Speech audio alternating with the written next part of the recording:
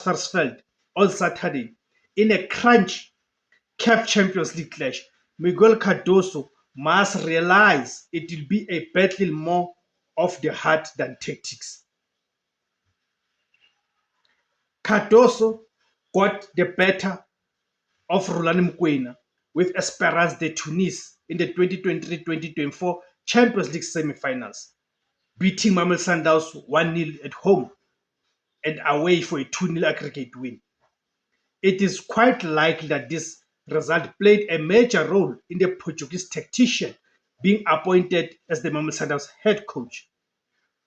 What are your predictions, guys? Go to the comment section, guys. Let's have that lively debate and engagement. Who do you think will emerge victorious in this match?